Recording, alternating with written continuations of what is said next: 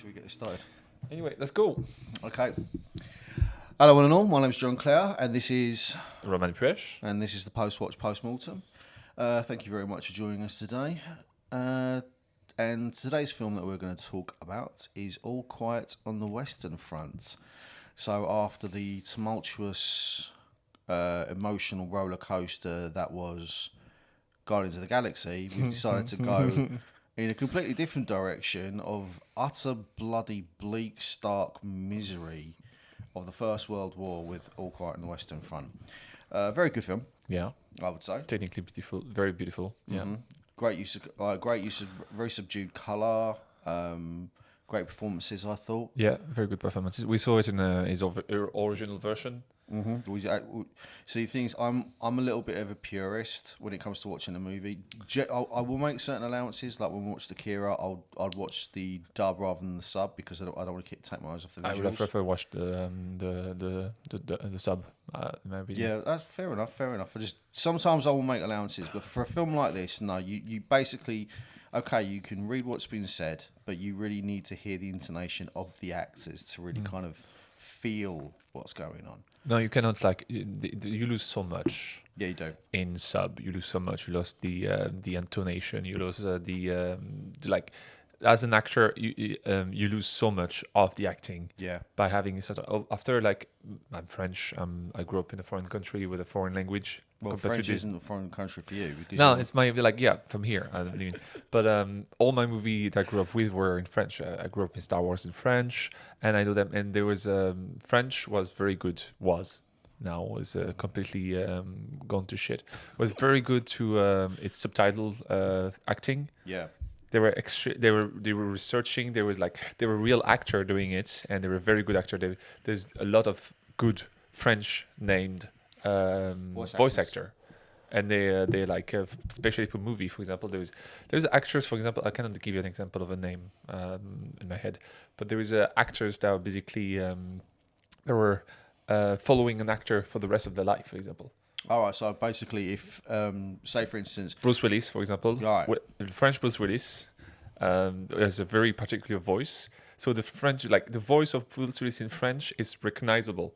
So if, for example, the actor will say something, that's Bruce Willis' voice. Yeah, it is French Bruce Willis' voice. Right, and gotcha. It's a very funny thing. He passed away, and basically his voice, all of a sudden, his voice changed. The actor who was doing his not Bruce Willis didn't pass away. But the actor that was doing the French version of voice actor, passed away. So we were left with a different voice. And so sometimes very strange when an actor that this voice has, and it's all of a sudden it's changed. And it's going to shit a little bit right now because there's a lot of I don't know what happened, but basically a lot less effort I put on French dub. Okay. Yeah, there are a lot less thing. Also, actors that are not actors go into the do you know it's a thing now? You have actors, movie actor that are doing voice acting. But I think I'm diverging those actors that are movie acting that did physically act stuff like that are not the same if they're doing acting on voice level Well, I mean, the thing is, if you look at what's going on in the movie, in the games industry, for instance, you look at a lot of the performances, say in God of War or Red Dead Redemption. They use motion capture, real actors. They were acting. Yeah. So, or The Last of Us or anything like that, or Uncharted. It's not just a case of someone just phoning something in, so to speak. No, it's actually someone performing, physically performing. Yeah. So yeah, let's go back to the movie. Yeah, let's do that. I'm trying to pronounce the original version of the movie. I'm Western Niche. In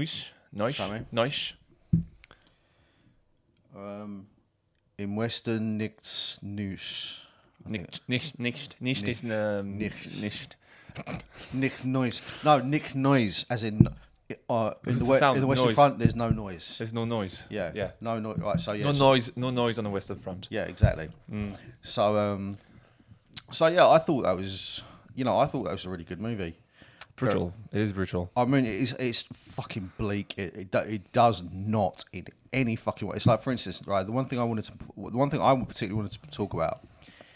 the opening sequence, right? Basically, what happens is like you for a few minutes you follow this young lad, this German soldier, can't have been probably any older than like 17 or 18 years old, 18, and you see him like going over the top. You see all this kind of complete chaos. Charging. Yeah, well, charging. Yeah, it's like even before he gets out of the trench, like some dude gets he's goes to the top of the ladder, and next thing you know, he turns around and there's a bullet gone through his head, and he falls back down again. Mm-hmm. You know, it's just like there's all this kind of brutality going on around him. Bullets flying, like mortar rounds, all that kind of, it's horrific. And the shot end with this kid like taking his shovel and shovel it to a French soldier, and then next thing you know, there's this opening sequence. I know I was going to talk about this, but you can talk about it. Go on. Yeah. But no, don't worry. We'll discuss it. I just want to kind of line it out. It's a very beautiful scene because we never see that in a war movie. No, we don't. It's this logistic, this like. They literally talk about anyway, so you don't actually see the young man die, but the next thing you see is literally like, people like corpses being pulled off the top of him, and then he's underneath it, so he's one of the corpses. Next thing is he gets stripped off, his boots get stripped off, his jacket gets stripped off, everything. Then his body's like thrown in a coffin or thrown in a pyre or whatever, and then you follow the jacket going back through as the it name gets, tag. The name tag. It's the name tag, yeah. So you follow his jacket, and the jacket gets like cleaned up, patched up, repaired. Then it goes, and then the next young lad, the protagonist that we follow throughout the remainder of the film, Paul, like he picks up the jacket. He picks up his like war gear. His gear. uniform. Yeah, his kit. He picks up his kit and says. He rushes back and says, "Oh yeah, I think it's just for someone else." And then the guy just turns around and he rips the. No, it's like, oh, don't worry, it's fine. To like rip it off. Yeah. And it must have been too small for someone else or something. Yeah. He say something and like then that. He throws it to the floor. And the camera see the shot of the name tag on the floor. Yeah. And it's like, yeah. And so I thought that was just fucking brilliantly done. It shows if World War One was the beginning. Like war was like a. Before, I don't want to glorify war. I hate war, but war was war was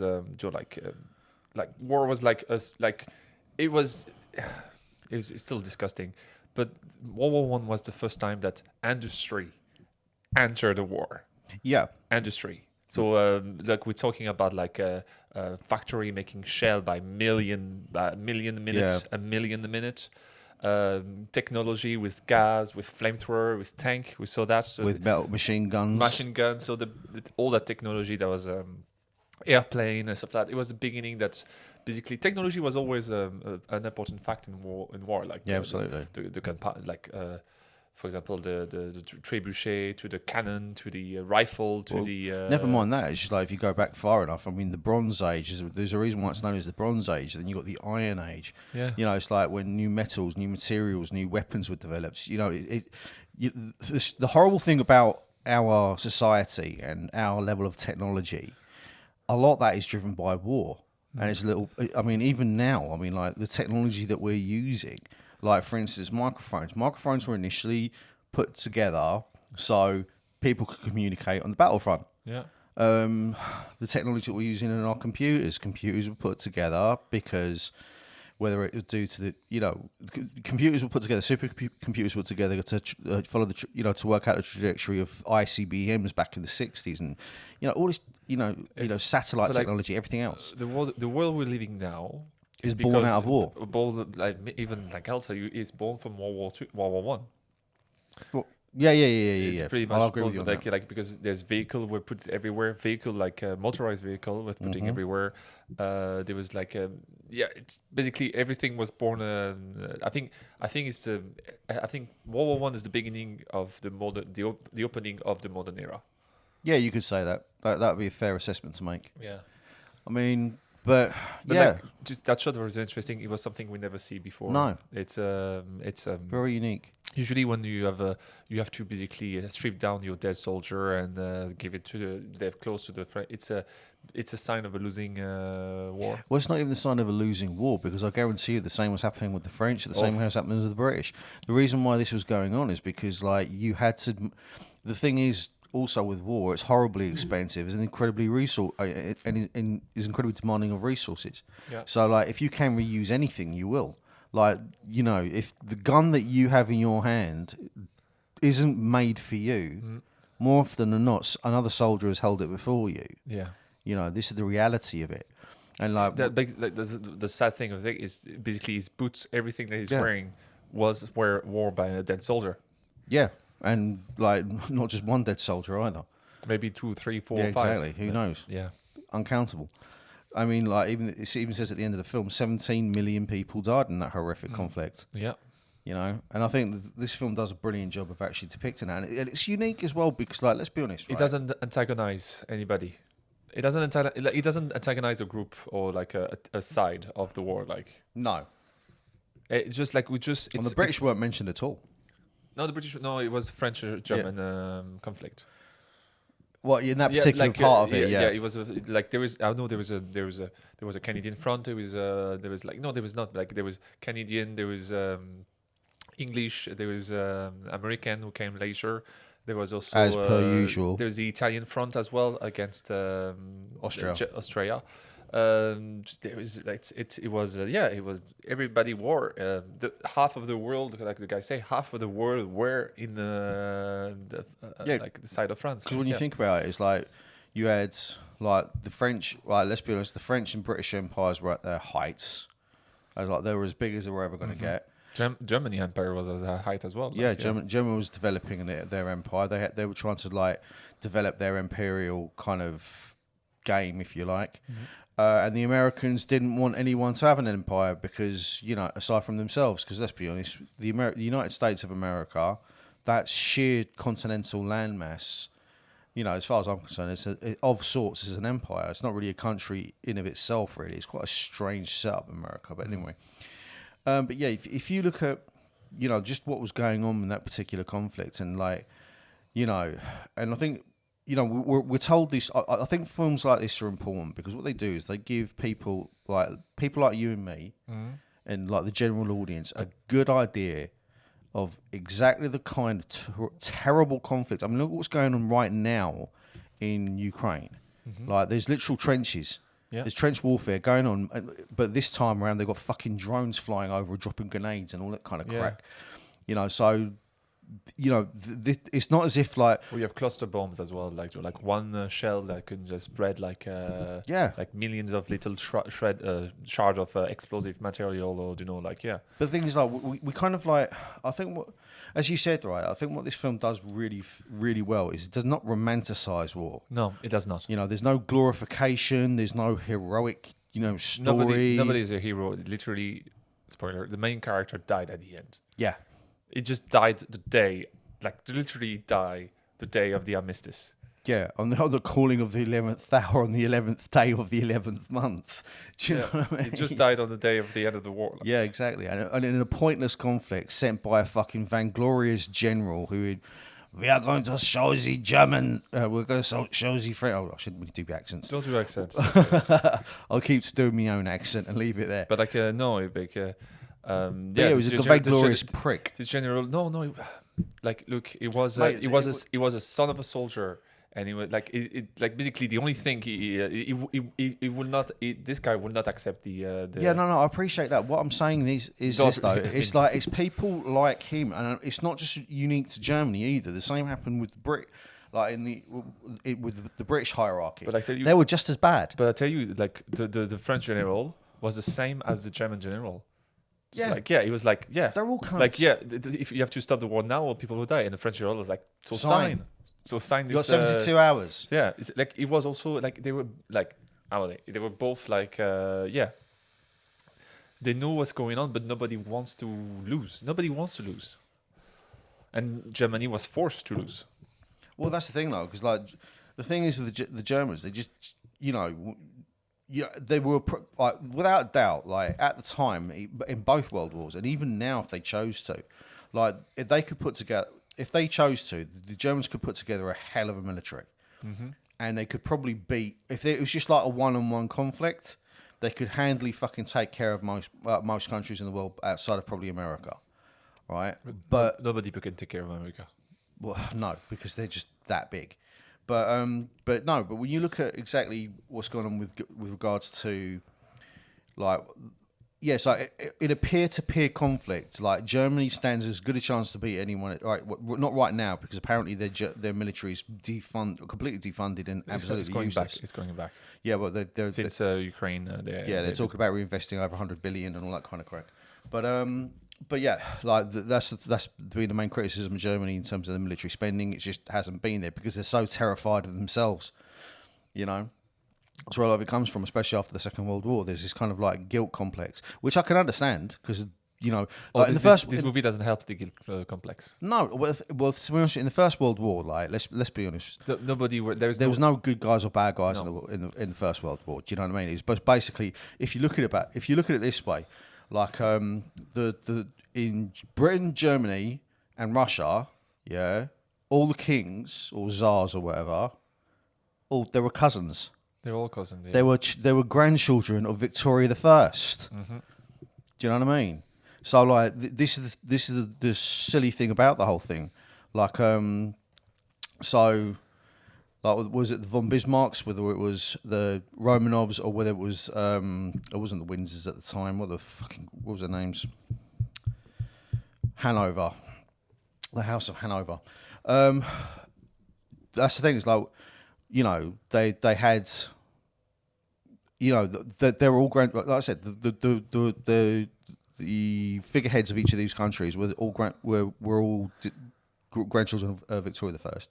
Except for the French, because we you're a republic. They tend to they derive to a republic. Same for Italy as well. Italy was not it was a republic as well. Well, things like Italy at the time were relatively a recently formed country, because much like before that, Germany, it was separated. It was like lots of little fiefdoms all over the shop. Same with Germany, like the Holy Roman Empire. I mean, until I think, what was it, the 1870s? Germany got together as a country, Deutschland. So yeah, I mean, in terms of the whole historical context of it, I think it's fascinating. But getting back to the movie, though, I mean, like, one thing, I know we're going about all the fucking time, but the budget, I'm just going to mention it quickly because I don't think it's like a massive thing. But the budget was, according to Google, was $20 million. That film looks absolutely fucking fantastic.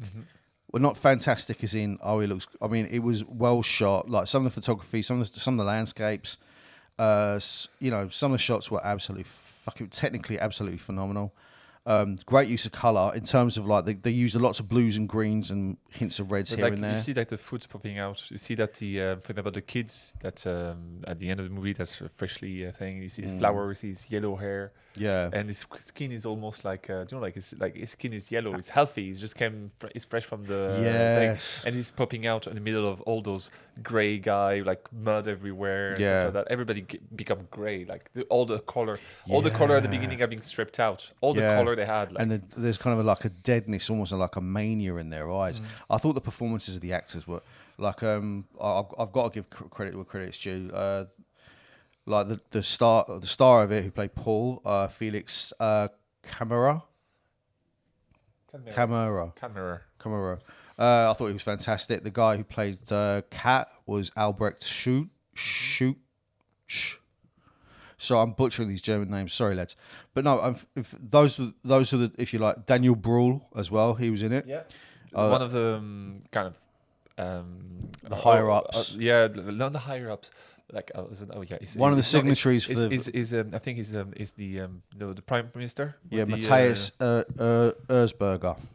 Yeah, he played one of the Prime Minister or the representative of one of the higher ups. Not the higher. No, he was not a soldier. He was a politician. It was a politician. Yeah. It's like Daniel, like Brühl is the one you recognize because you see him in Inglourious Basterds. You see him a lot in it's one of the most international German actor. Like, yeah. Yeah, I mean, like you could make an argument for Michael Fassbender. I know he's Irish, but you know his dad was German. And he speaks fluent Well, German. he didn't do much German movie. I think he has done some German stuff. Okay, some German stuff. We'll have to have one day we'll have a look at it when it's appropriate. But no, I just thought the cast, I mean, the cast done a brilliant job with it. The performances were fucking like it's heartbreaking to watch this movie. Yeah. Because it's so bleak and it's so like there were a couple of like moments of levity, but it was like a couple of moments in a lot of bleak, horrific circumstance. You know, and you know, I don't. The one thing I appreciate about this, I wouldn't say I like about it, but I definitely appreciate what this film does and what it tries to do is that it does not romanticize war, like I said. It doesn't try and there's no like heroic journey for any of the characters. There's no good or good side or bad side. You see like horrific. I mean, all the characters are witness to atrocity, but also actors in atrocity as well. Yeah. No, I thought this is quite a powerful film, and the fact that it comes from Germany and is told from the German point of view, and the fact that it has. He has more respect by doing this. Yeah. There's more respect given to the soldier, and you can say whatever you want. Maybe like some French people were like, I don't want to see I don't want to see German French as depicted as a bad guy, but it doesn't happen in the movie. No, what it does is basically like again with any of the generals like on all sides, basically the French generals and the German generals, they're all dicks.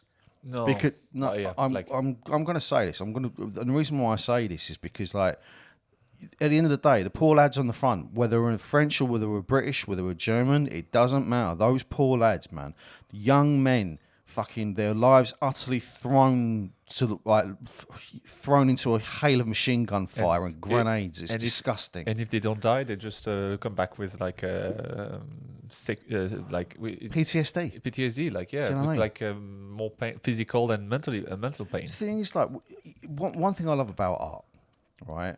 Like whether it's whenever art tries to depict war, like it's one of two things. It's either propaganda or it's a warning, right? Propaganda glorifies war, it exalts it. It's like at the start, just after that initial sequence, we had this very stirring speech from this German who's telling these young men, those old teachers that inspired these young men that you are the golden generation, you are the iron fist of Germany, you're going to blah blah blah blah. All this in 18 months we're going to Paris for motherland. For the fatherland. That's fatherland. There's this, and they're all happy and they're all looking forward to going to the war. They're all very optimistic and fresh-faced, and almost immediately, not even first day. But by the night, they're already. They're already kind of being like. It's been made clear to them that there is no heroic journey here. There's no glorious march to Paris. No. You're in a trench. You're getting shot at, and you're shooting, and that's it. Yeah, and you use your helmet to get the water off the out. The trench. Yeah, to get the water out of the trench, because like the amount you think about it, like because I remember like because we did a little bit of it at school, not obviously all from the British side. So the Germans was the baddies and all this kind of stuff. Jerry and all that kind of crack. The British, the plucky British giving the old Jerry's what for and all that sort of horse shit. It really kind of brings home like that there was no winners in this. No. At all. I mean, and all those young men, like I think it's like again. I mean, what's his name again? Like with Paul, with Felix Kammerer.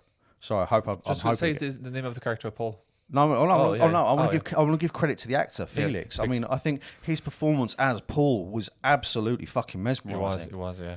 Because again, you see him initially as this fresh-faced, optimistic young dude. Even like. What did he do at the beginning? Did he just change something in his? He was not accepted to go to war.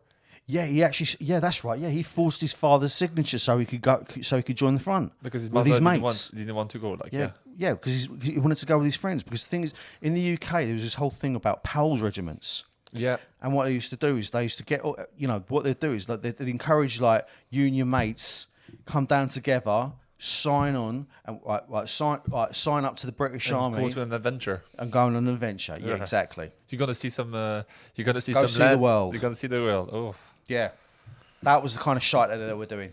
You know, reprehensible, absolutely fucking reprehensible.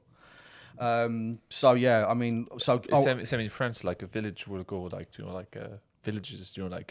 You could be sent in a company with your neighbor and your thing. yeah, Yeah, and funny fact as well. Like there's some word that came out of World War One in French, and in Brittany there's like they speak Breton. I always tell that story when I talk about World War One. And in Brittany, bara and gwyn is water and wine. No, wine and bread. Bara is like bread, I think, and gwyn is like wine. And basically, in the front, they won't speak French because they always speak their patois, or I'll say. no, it's a language, mate. It's a Celtic language. It's a Celtic language, but as in French, it's known as a patois. known as a patois, or is it known as in English Dialect. Language. Oh my god, that's okay. But like, it's a different like language, literally, and all the French at the front will not understand what they say, and it's like, oh, they keep saying baragouin. What's baragouin? And now baragouin in French, in vocabulary, it means nonsense. But at first it was wine and bread. Like, yeah. Okay. Well, that's the thing, though. It's like because from what I understand with Brittany, because like after the Saxons, you know, basically took over and over a period of time, like persecuted the Britons that were there, like the indigenous like Celtic British. Basically, like some of them fled from the Saxon persecution into France. In France, yeah. The rest of them kind of went into Wales, went up to North. You know, I went up to Scotland, and were eventually over a long period of time persecuted. Like there's some Celtic languages still spoken in England. You got Welsh. You've got a small amount of people who speak Cornish. I think over about 1,000 people speak the language. I think there's like about 500,000 people who speak Welsh. There's a few tens of thousands who speak Scots Gaelic, but that's more of a descendant from Irish Gaelic. And they are different languages. Like in Scottish it's Gaelic, and in Irish it's Gaeliga. Yeah. So like but anyway, but like, that aside. But like as I'm saying, like it's all those in French. Like you can see in the movie, there's a lot of in the French colony. You see a lot of in the French trenches. You see a lot of African like tirailleurs. You see a lot of because basically they were using all the resources, all the thing. And for some French people, it was the first time they see like somebody from Brittany. It was the first time they see a guy from Africa. Like they just saw drawings or picture before or stuff like that. It was the first time that like so many people like literally were there. Like all the French, all the community, all the people like able was sent there. Like I know. So yeah, I mean like, that's the thing. I mean you could argue like the First World War was the end of the British and French empires. Yeah. No bad thing, in my view. No, for sure. Because despite the accent, my parents are Irish. I'm very proud of my heritage, and I'll keep banging that drum for as long as I can. So yeah, I'm not gonna cry over the end of the British Empire. That's for fucking sure. But yeah, but anyway, getting back to the movie though, like I've got to say, I mean, again, the way it's, I don't want to say it's beautifully photographed. It's, at times there are some beautiful shots. It's technically beautiful. No, but it's a technical masterclass because, like, you know, in terms of like conveying exactly what like near enough, like what as bad as you could possibly imagine the First World War to be, it makes it look worse. You know, because like, do you remember me and you watched 1917 there a few years ago, right? That's far more softer. It's a lot softer. Don't get me wrong, there are moments of that kind of brutality, but at the same time, it's about this like young lad who heroically saves a British regiment. It's a heroic story. Yeah, it's a heroic story. This one is more bleak. No, this one is basically telling you this is what went on, lads. All right, fuck all your heroic stuff. There might be moments of like heroism here, and there interspersed, but this was the day-to-day reality. Yeah. You know, and it was brutal. I mean, if it wasn't like the conditions in which these young men had to fucking endure for 5 fucking years. No, actually longer than that. Sorry, I'll do it 1 second. So it was 1911 when it kicked off, wasn't it? No, 1914. Oh, you're right. Yeah, 1914 to 1921. So yeah, No, from 1914 to 1918. well, 20. It says That's how 21 here. the, In terms of the French, in terms of the front on in France. like the French foreign, like when we talk about that war in French, it's 1914, 1918 war, because basically at the end of the German surrender, that was the end of the war for the French. Basically, the French were out of the war, but of course the war continued until 1920s and so on. And I would have ever say that the World War One, what didn't end really, and it was just like a break before, like the end of World War One was the break before World War Two, basically, because you can see that Germany having this condition and the Treaty de Versailles, just basically like they say, like wait, like all the soldiers would come back home and they would basically starve in their own country because they couldn't Because basically, like what they wanted to do, right? The reason why the Treaty of Versailles was so punitive is they wanted to cripple Germany to the point where they would never be able to go to war again. Yeah, And we know how that fucking worked it out. didn't work. It didn't work. No. So, Even like put more fuel into the fire, basically. yeah, basically. I mean, like you had the whole thing about the persecution of the Jews, the night of the broken glass. You know, But like, apparently there was a revolution in Germany as well. The royal family, stuff like that. They were like chased as well. Exactly. I mean, like, so there was a lot of tumult that was off the back of that, and that obviously led to Adolf Hitler in World War Two. The Socialist Party. And Yeah. everything, yeah. So, yeah, I mean, this whole kind of, I mean, I appreciate this film. I really do. I appreciate the fact that it took Germany, fair play to them, but it took a German film company and a German cast and a German director in Edward Berger. It's ballsy for a country like Germany. Yeah, to actually show you, like, lads, this is how the war was, and it's not, and it doesn't.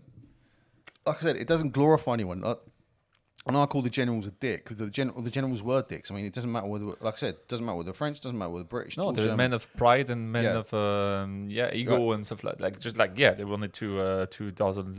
Nobody wanted to lose. No, but the problem was the people who did lose were the young lads with rifles in their hands, fucking climbing over that trench and fucking having to run down no man's land. Mm-hmm. You know, it's just fucking hell, man. It's a hell of a film. I mean, I can understand. You know what? I mean, like as much as I enjoyed Everything Everywhere All at Once, right? Because I believe this went and the two films were up against each other on the Oscars last year, and I love that. I love Everything Everywhere All at Once. I think it's a fucking fantastic movie. It's a masterpiece of like with a small budget, you can do so much. A movie And same with this one, relatively speaking, $20 million, man. Fucking hell, man. What they did there was fantastic. For a German movie, because we're talking, you got like for a German movie, it's a small movie. No, but the point. For a German movie, it's a big movie. You know, yeah, I know. I don't get me wrong. I don't disagree with you there, my friend. Yeah, that's right. But what I'm trying to say is, like, you know, I mean, for all my talk about budgets, all right. This is what happens, right? When you get a budget. You get a team with a creative vision, and they execute on it fucking perfectly, right? That film, like, does it look cheap to you? No, it doesn't. No, it doesn't. It looks fucking amazing. And I don't mean amazing as in it's a beautiful looking movie. Like I said, at times it does look beautiful, but there are times when it just, the starkness, the bleakness, the horror, the violence, you know, like seeing corpses. There's one thing where like the lads are walking through a forest and they kind of they casually joke about a lad, like there's a lad up on a tree. Yeah, like a dead man up the tree because the bomb it was so big that he basically flew off. Yeah, and the lads are walking through. They look up and they see him up there, and they make a joke of it because because in order for them to cope, they got this kind of bleak black humour. Yeah, you know. And there are times, like I said, there are little bits of levity. I would never say that it was funny. Maybe because like, I mean, like for instance, there's this one thing was like because there's one character cat. He turns around and says, "It's like nothing rhymes with rifle." And then your man Paul turns around to him and goes, "Trifle rhymes with rifle," as he was carried away. Yeah. I just thought, like, there's little bits of levity here and there, but generally speaking, like, it just does not fucking pull any punches, man. Jesus wept. I honestly think this is a fucking tour de force. of a film. I really do. I think it's a tour de force of a film. I mean, fucking fantastic. And like I said, like I was saying earlier on, if you're gonna watch it, man, please, please don't fucking watch this in dub. Please watch the sub. Please watch the sub. It's supposed to. I don't know how the sub is, but like I hope it's good. But like The dub, you mean? Yeah, the dub. Yeah, I hope it's good. I hope they did a good job. But like, I think you do it more respect if you watch it in its original version. Like, yeah, because that's the thing. Is like you got such great. I mean, I don't know. I'm not familiar with any of the actors in it aside from Daniel Bruhl. Yeah. Aside from him, I'm not familiar with any of the cast. But my God, I mean, the acting performances, generally speaking, are fucking phenomenal. They really are. I mean, yeah. Watch this movie, man. Watch it. I mean, not only that. I mean, I was looking at also just very casual. I was having a look at the old the Rotten Tomatoes scores, 1990. Yeah. You know? Yeah. So the audience and the critics seem to be very much in agreement on this, and I can totally see why. You know, I would quite happily rate it. Yeah, I'd quite happily rate it fucking 9 out of 10. You know, or whatever, or like, you know, I'd fucking mid-9s for me. Like anything from like 9 to 9.6, 9.7 or something. You see like American movie like Fury, for example. I have it there. I haven't seen Fury yet, actually. And like, of course, you're following the American and stuff like that. Like but like, of course, if you follow a character, you're always going to empathize with the character, if you agree on what side it is or not. Like, yeah. But I think it's a bold move to like look, I grew up and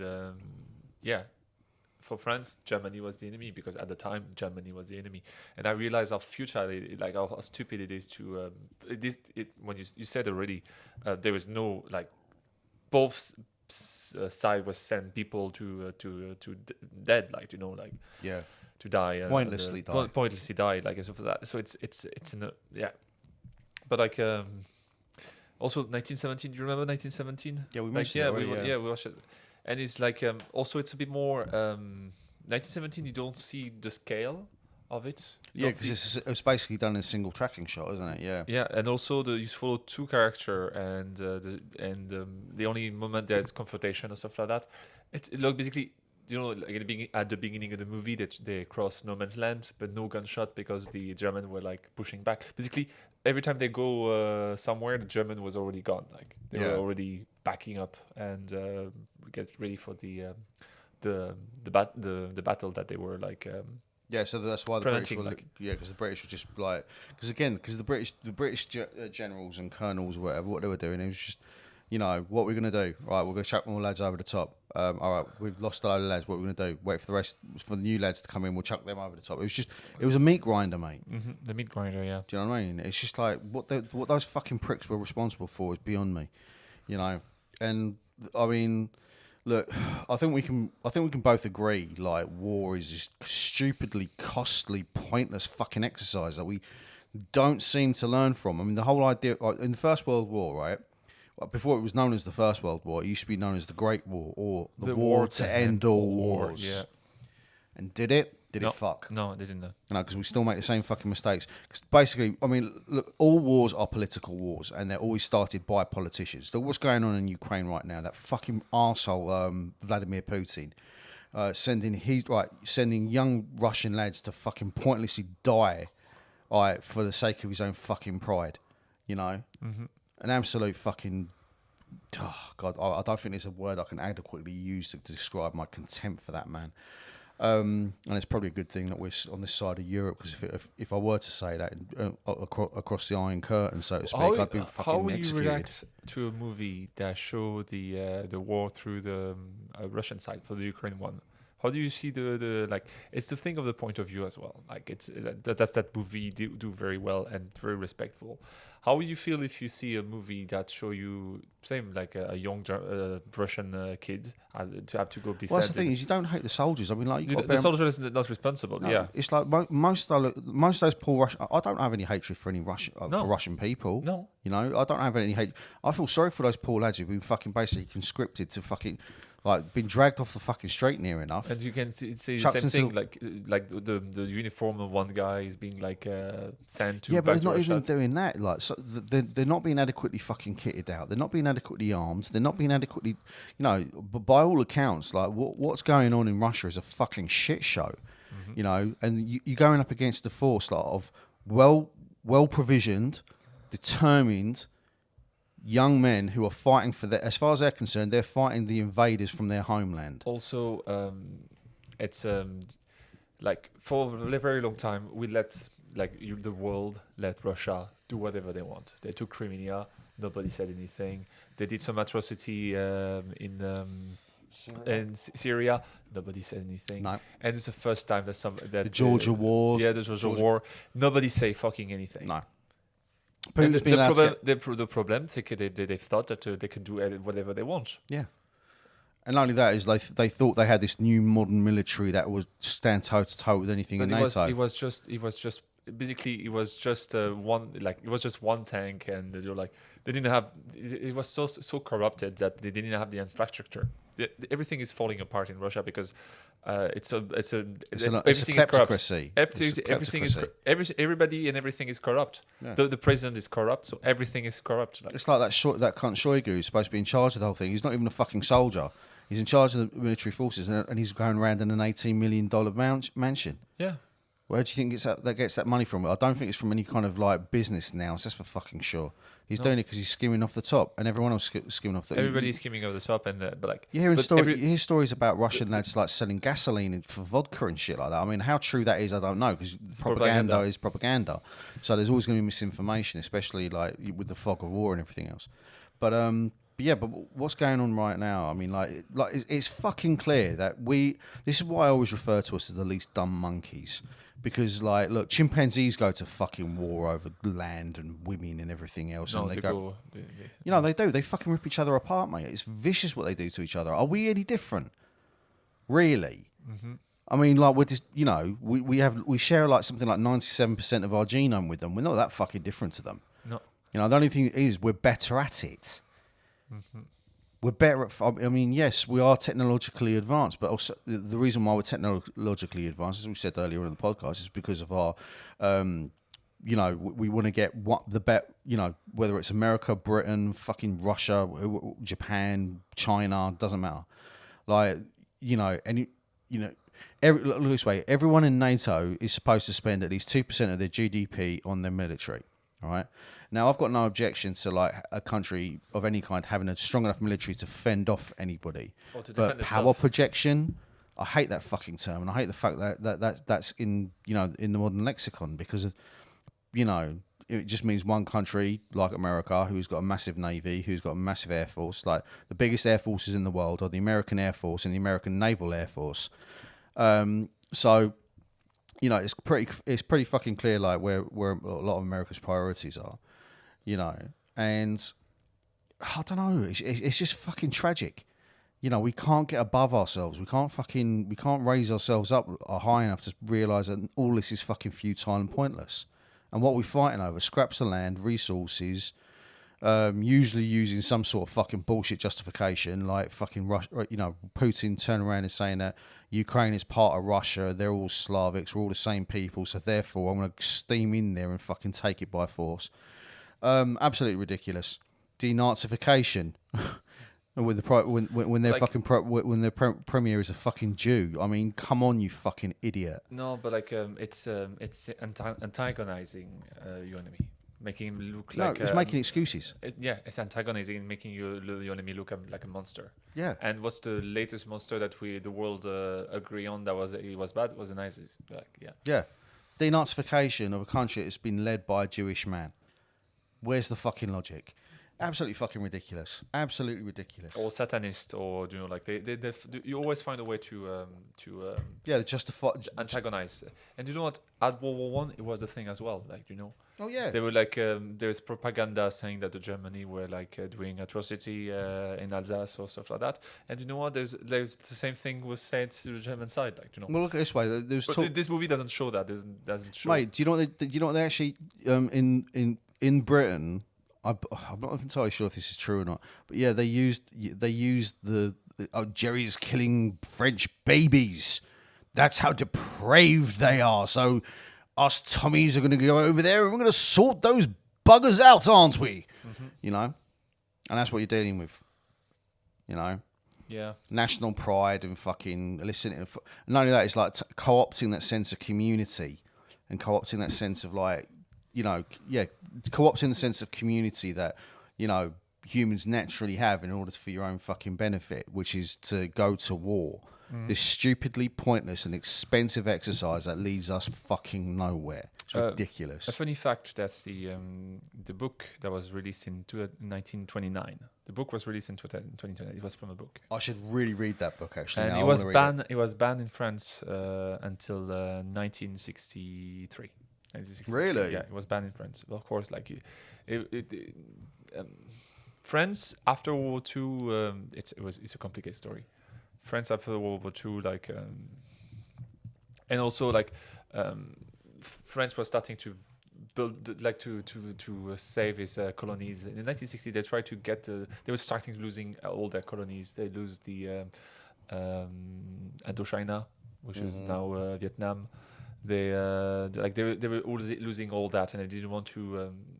Basically, releasing that book would be antagonizing the French army, even if it was from the First World War, stuff like that. So. Well, even after the Second World War, there's a whole period like the Suez Canal crisis, when the French and the British went into the Egyptians and told to try and seize back the Suez Canal because it was built by the British and the French. But then America turned around to both of them and said, "Look, if you guys go in there, steaming in there with your armies, what's going to happen is we're going to call in your debt." Like, the reason why it was banned in most countries, this book, is because it was anti-war. And I think it's good there's a movie like that. I don't know if this movie is going to be banned in the future, because times are changing and stuff like that. And when you want to prepare for war, you try to ban everything that's anti-war and try to glorify it. Yeah.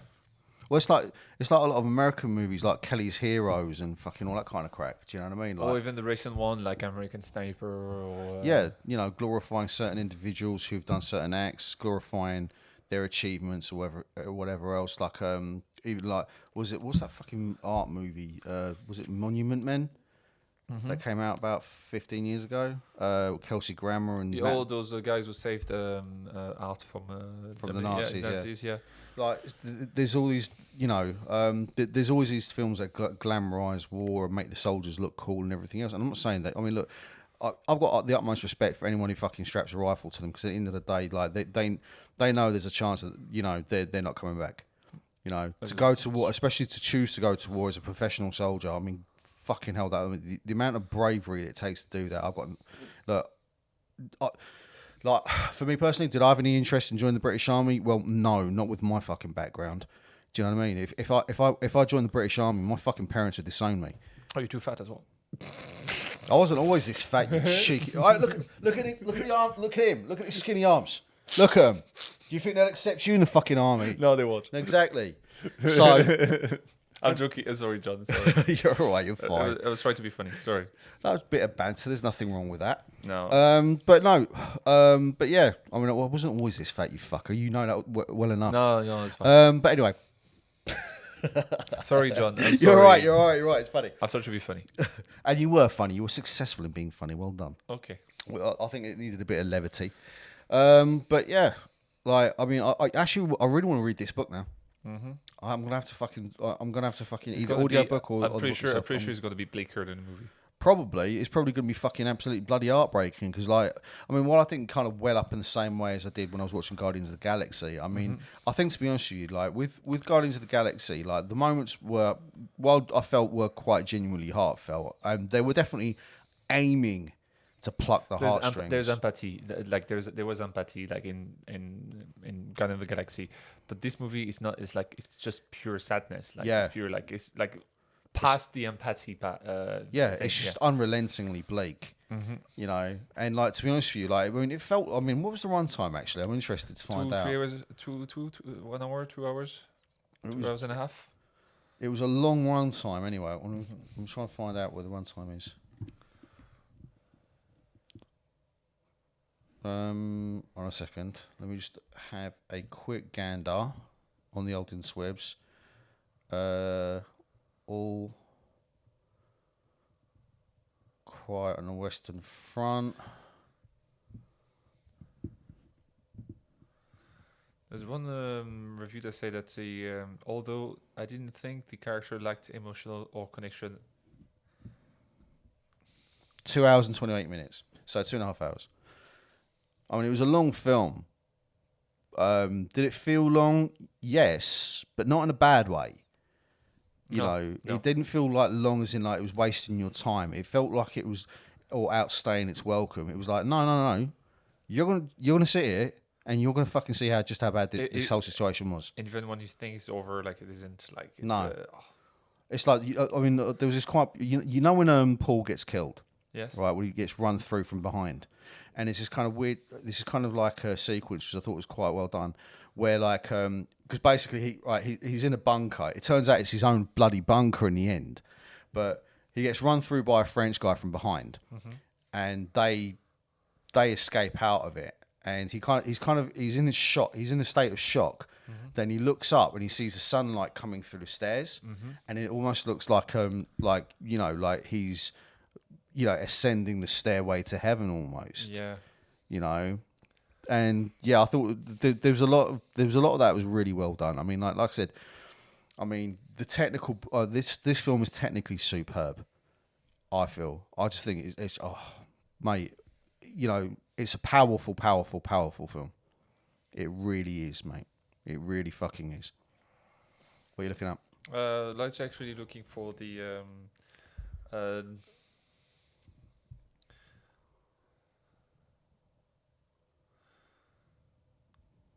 yeah, it's also very subnatural. Like when basically they whistle and say like it's 11, the war is over, and basically just like everybody stop and everybody there was no I would have thought like after a fight like people would be like amped up to like, oh, you killed my friend and stuff. Like, no, nobody, because nobody care about killing this guy. Nobody like, even when you see the two guys were looking at each other, they didn't hate each other, they didn't know each other. And when the war was over, basically everybody was walking next to each other, like, yeah, because everybody had enough, like. Well, that's the thing, though. I mean, like, the whole point of that last battle, like, it was like, oh yeah, we're going to take back however many meters of ground it was. You want to go as a civilian, or would you go back as hero or stuff like that? It's like a last. The movie. A last hurrah. Yeah. The movie started with this speech that was supposed to at the beginning. The speech pumped up everybody to go to the war, and the second one was the same kind of speech, but it felt miserably. There's this great shot when he's doing that, right? When he's giving that scene, there's this great shot where it's focused on Paul, right? And the color palette of this film is mostly like greens, blues, blacks, and with hints of red here and there. Yeah. But you see, like, because again, the lad who played Felix Camera, the lad who played Paul, the lad who played Paul, his eyes are shockingly blue. Yeah. Right. So you see him with his ashen face, these balls of absolute flint in his face, like there's a deadness in his eyes, and you see him in amongst all the other soldiers, and all of them with the same expression. There's no like getting pumped up. There's no last hurrah. It's just like, we're really going to do this. Yeah, the only thing you say that's like, I don't want to go back there anymore. They say somebody at the background that's like, I don't want to go back anymore. Yeah, and the next thing is that they're having to be corralled at gunpoint in order to go back to the front. Yeah, literally. Yeah. It's absolutely fucking disgusting. I mean, like, I think, to be honest with you, I mean, I've never really been pro-war, but, I mean, given how powerful this film is, and like, I actually didn't finish this point earlier on. Go on. When I was talking about Everything Everywhere All at Once, I love that movie. I fucking adore it. It's brilliant. It's absolutely fantastic. But do I think it's a better movie than All Quiet on the Western Front? Now, yes, all art is subjective. No movie are comparable. No. But I'm not saying all art is subjective. That's, I want to state that here and there. But if it was down to me to issue an award, then as much as I love Everything Everywhere All at Once, and I do genuinely, I would give those awards to All Quiet on the Western Front because I think it's a very powerful film. But like, it's an anti-war movie. That's the problem is. And you know what? America doesn't like anti-war movie, like a movie that show the German side. Like people, people are still like stubborn about those ideas. Like like Maybe, yeah.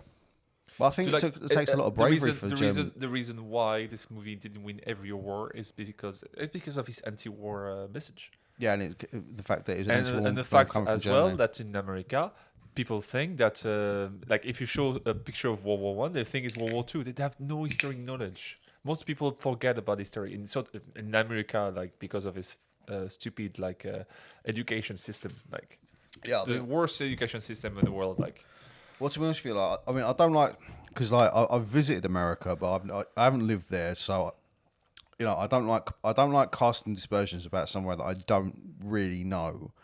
But don't get me wrong, like I said, went to New York. I found my time there quite interesting.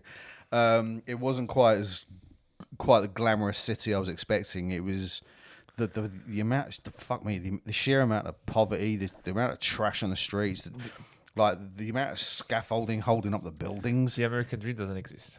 I think, yeah, it's a fantasy. It's a fantasy, yeah. I think don't get me wrong, all countries have their problems. Ireland, where we live, has its problems. France has its problem as well. Where you're from, where I was born and raised, London has its issues. There's no perfect place in the world to live. There's no such thing as utopia. But, America definitely... I would say America does have its problems. Don't get me wrong; it's been responsible for many brilliant innovations and has done a lot of positive things in the world. But it's also done a lot of negative too. But then again, I don't think any country. Again, I was born and raised in the UK, the British Empire, but of Irish parents, so I'm aware of exactly the negative impact on the British Empire from, my own family history. I think I said this before in the podcast. Did I say this last week about how members of on my mum's side, members of my ancestors were literally given a choice: either convert to Protestantism or be forced off your land. Those were the choices that were put to people. Never mind the oppressive British treatment of the Irish and the horrible fucking excuse. And basically, you could say the potato famine was entirely down to British negligence. The way they kind of, although the country was back in the 1840s was agriculture very productive, no one in Ireland was seeing the benefit of it because they were just shipping up the songs of the fields of Athenry. They stole Trevelyan's corn so the young might see the morn, as in Trevelyan's corn was getting sent from Ireland into Britain. So the Irish were left with potatoes, and when the blight hit, fuck the Irish. And not only that, it's like if you look at a lot of news clippings and cartoons from the time, the Irish were basically seen as less than human. They were compared to chimpanzees, a tactic that was repeated quite frequently by America during the Jim Crow laws and everything else. So no countries can be absolved of any blame of any description. But yeah.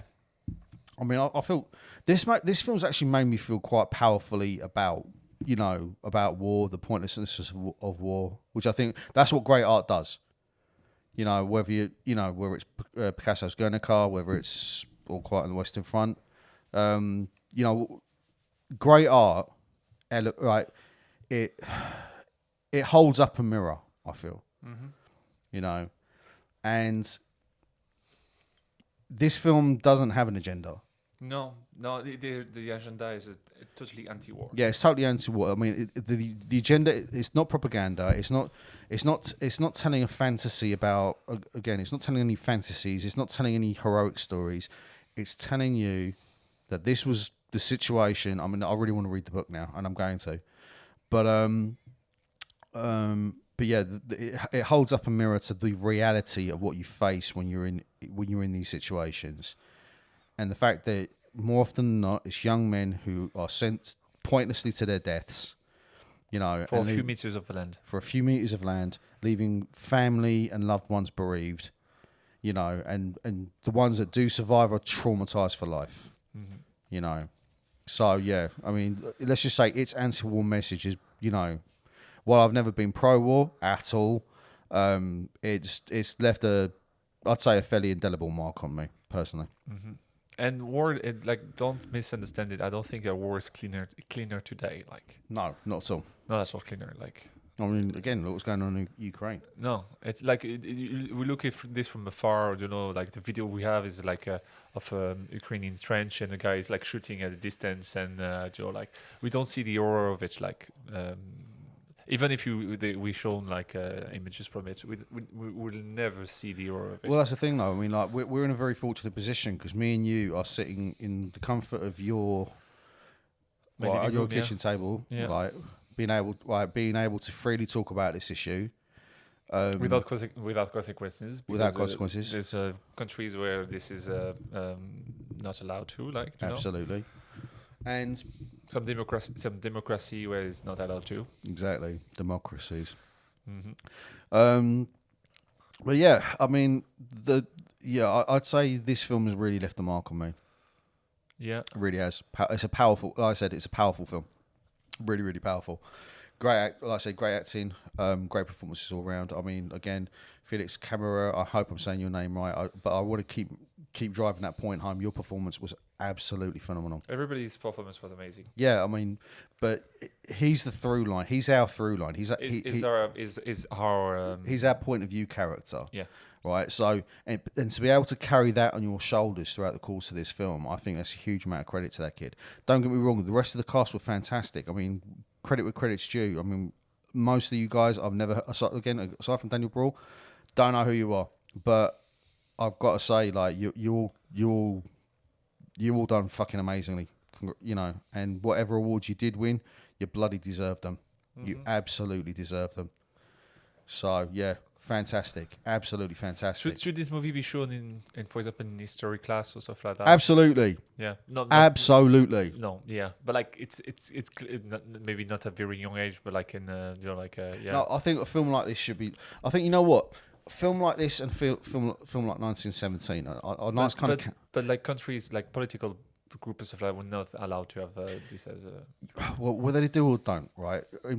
I think the two films are nice counterpoints for each other because they show you, like I said, like with 1917, it shows incredible bravery because again, it glorifies a little bit everything. It does, yeah, of course, it glorifies it. It does, without a question. But it does show the violence. It does show the stupidity of the English side as well. Like the absolute stubbornness. Yeah, the absolute stubbornness of the admiralty of the not the admiralty, but the generals of the British Empire, British Army, and the stupid decisions they made that cost so many millions of young men's lives. So yeah, it does show that, but also like all quite on the Western Front. I mean, like if you really. It strips away any romantic ideal you have about going into conflict.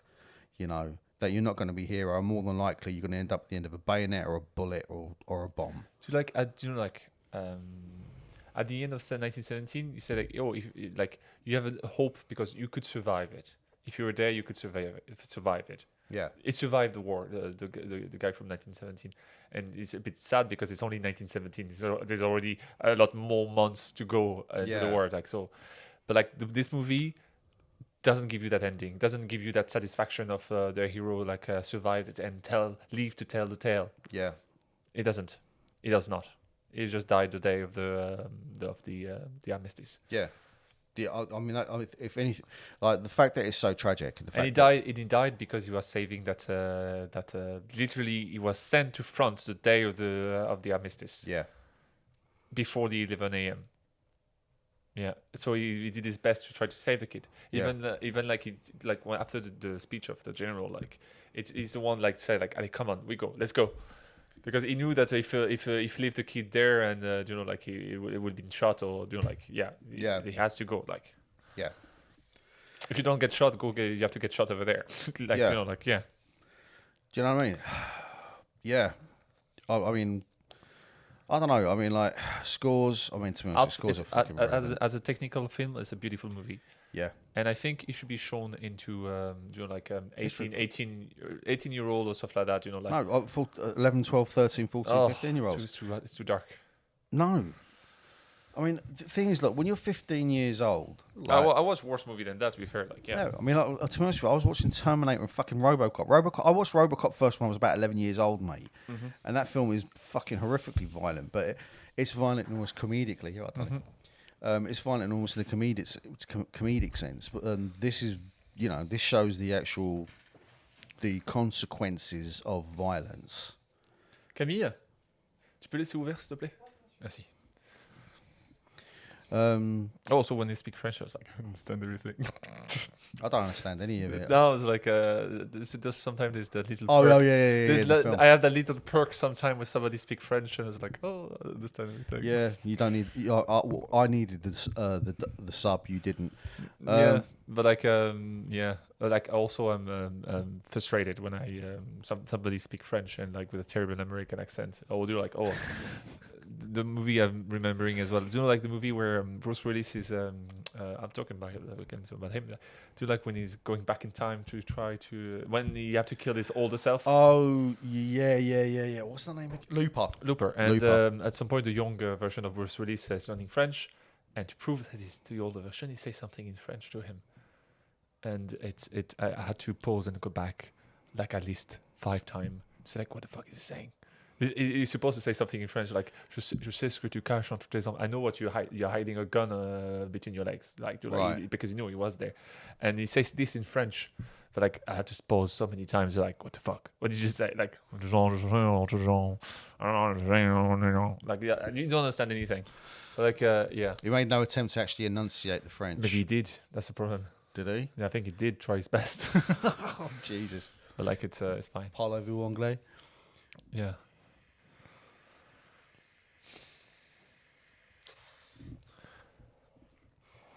Is there other like World War One is not a movie it's not a period that we see a lot in movies. No, I think. And we started to see it recently in this like couple of years, like with 1917 on. That's an interesting point. Yeah. Well, I think to be honest with you, though, it was kind of overshadowed by the sequel. the sequel. Do you know what I mean? It was like you got to bear in mind. It's like again the war to end the wars. It's it wasn't. It basically was the precursor to the second one. Yeah, that's how it's just a continuation. Like it's just the beginning of the second war. Yeah. I mean, like again, the Treaty of Versailles was so fucking punitive that in the end, it basically encouraged Germany to get behind a fucking absolute scumbag. And same for the Cold War. Same for the Ukraine war as well. Like it's just it's just same war that's just continued. Like because that's the thing is like one feeds into the other.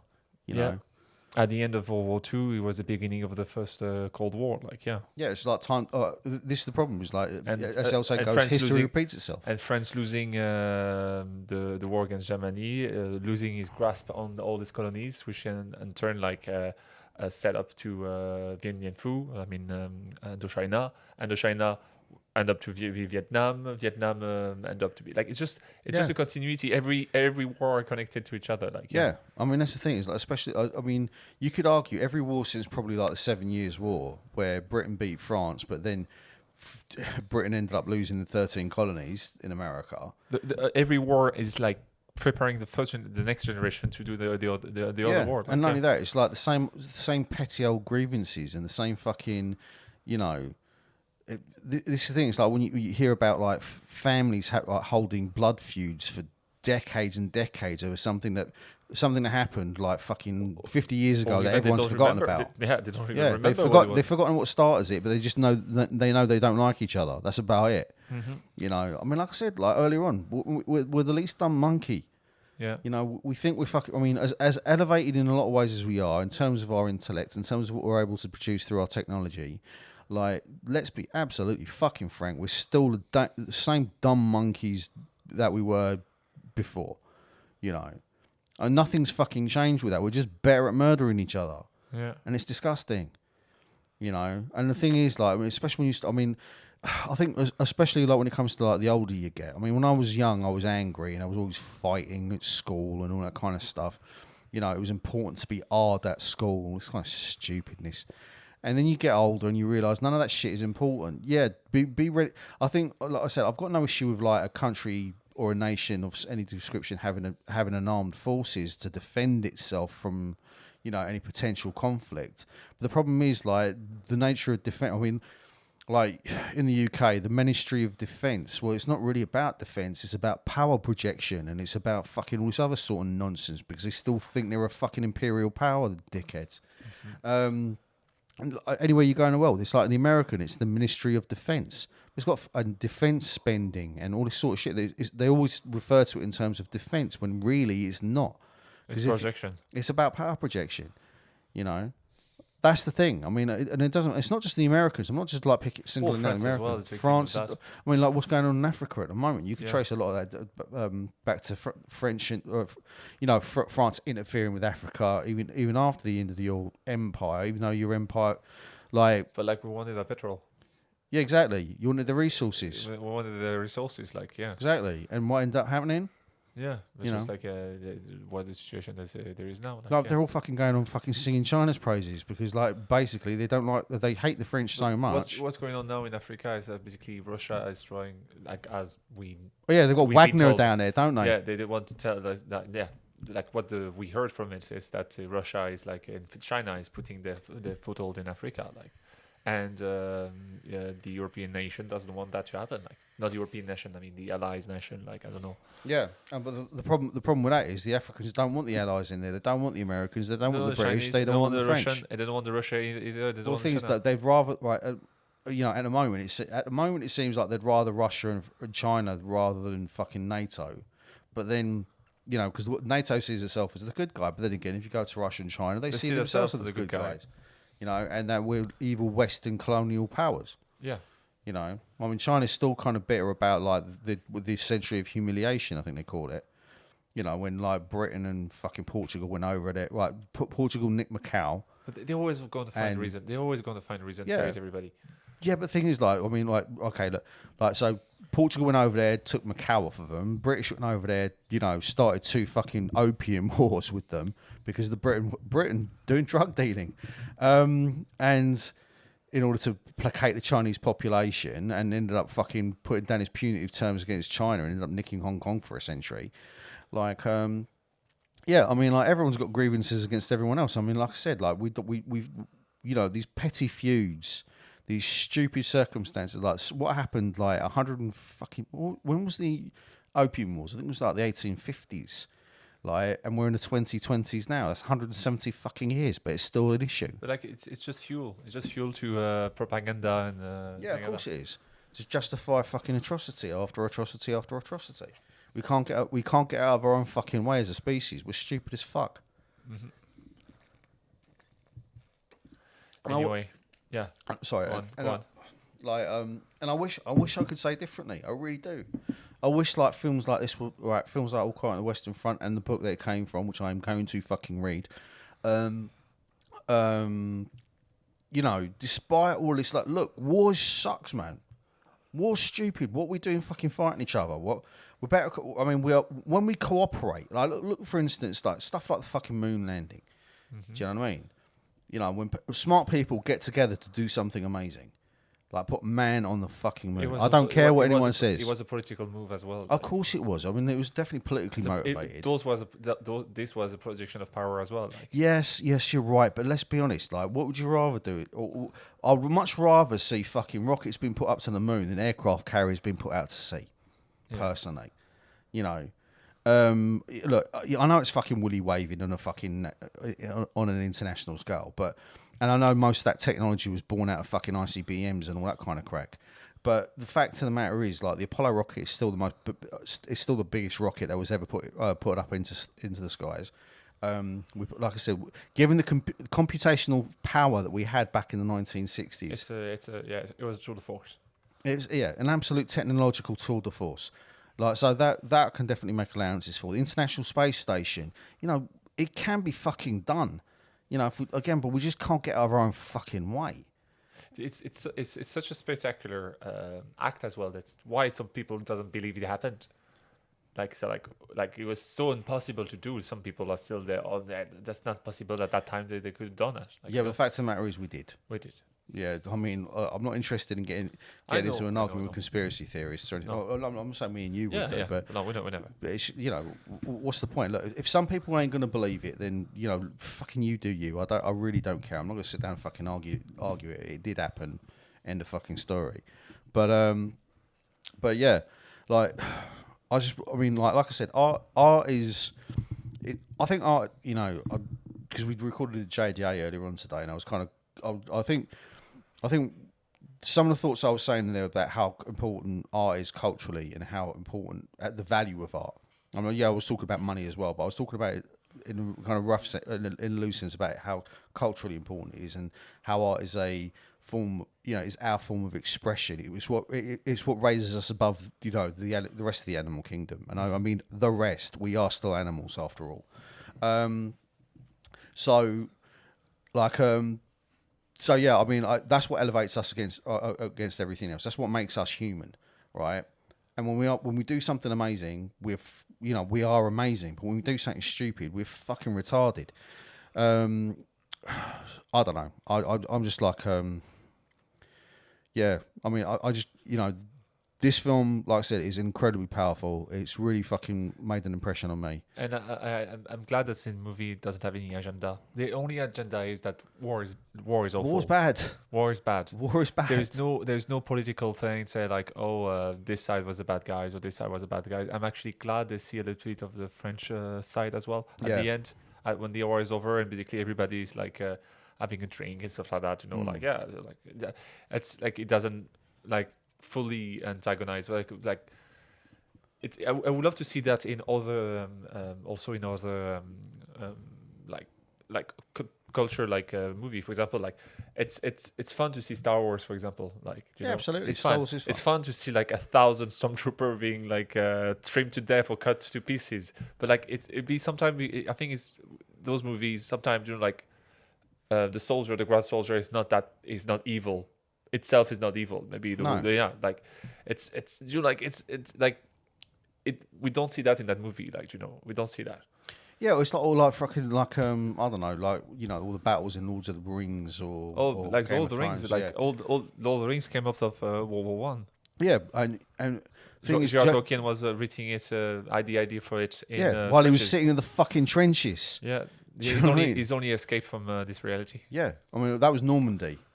I think those lads were caught up in, but yeah, like the amount of, like this is what this. Not Normandy.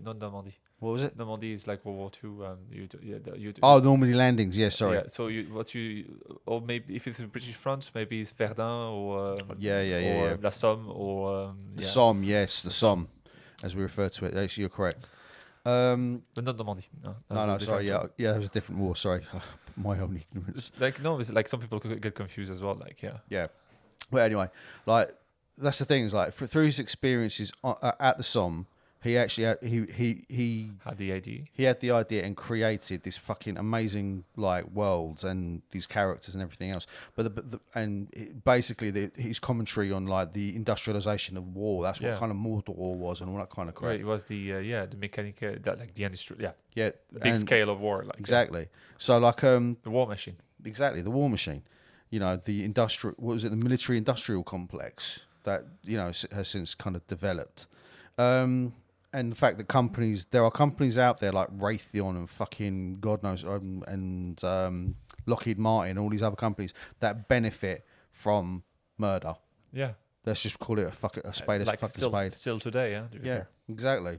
I mean, this is what goes on, and we need art to be there to kind of fucking show, and we need brave people, brave, creative people. Because sometimes this art that come out, it's not allowed to, like, because it will be stifled. It will be fucking shut down at every opportunity. After like the book was I think the book was like prohibited in some of the European country because it was released in 1929 from a German perspective. So like it sounded more like a justification of the Nazi Do like Well, the Nazis was 1937, wasn't it? 37. Like, yeah. so this book was released in 1929. Right, so about 8 years before the Second World War. Yeah. But yeah, you know, we like I said, we need creative forces. We need books. We need Art. We need art. Right, we need art to fucking hold a mirror up Like, to ourselves and really not even like about war, like about like social issues, stuff like that. And Yeah. there's a lot of sci-fi books that basically like sound the alarm for some cultural movement. For example, what's it called? The book about like a Big Brother. Oh, 1984. 1984. Fucking fantastic Fahrenheit book. 451. I haven't seen that. No, it's a book. It's a book. I haven't But like, read there it was either. also a movie as well. Also, you got like, I mean, I'm currently reading Dune at the moment, and we're definitely going to do a fucking post mortem about Dune. Yeah. But yeah, the thing is, like, there's this whole thing where in June where they don't have computers. They have what they call mentats, were like human computers. The reason fit being is because in the Orange Catholic Bible, they have there's a statement saying that you should not thou shalt not create a mind like a human's mind or something like that. It's like one of the commandments. Yeah, in the story of the book of Dune is because there was a war between AI and the computer. Yeah. Like, yeah. So they destroyed the AI, and now through like drugs and spice and all that kind of stuff. They up instead of upgrading the interface, they're upgrading themselves. Like, Yeah, exactly. by chemicals and Drugs and genetic modifications, whatever else. Yeah. But yeah, I mean, I think June's fascinating. Yeah. Wheels within wheels. It's like all. I love political intrigue in my stories. I mean, that's why I really enjoy reading through what there is of A Song of Ice and Fire, or the Game of Thrones books. Which, unfortunately, with the TV series, that kind of fell away quite badly. But we won't go into that because I'm still not fucking angry about that. Mm-hmm. I don't care. I didn't put my like attention into Game of Thrones. You didn't invest in it. No, like I didn't invest did. in it. I don't give a shit. When people were like, "Oh, disappointed about it," I was like, "Well, too bad for you. Like, you invested yourself so much into it." Yeah, the thing is, you like Star Wars, mate. I'm disappointed about the new. Yeah, exactly. You're yeah. disappointed about the new Star Wars, and I couldn't give a flying fuck through a rolling donut about it. But yeah, I like. Yeah, I mean, but getting back to the point, I think like art is necessary, art is needed, whether it's in a fantasy setting, whether it's in a realistic setting, whether it's from a personal point of view, whether it's from a macro point of view or a micro point of view or whatever. Do you know what I mean? Art is needed. We need art there to show the mirror to us, to show us that we are stupid, but we are capable of much more.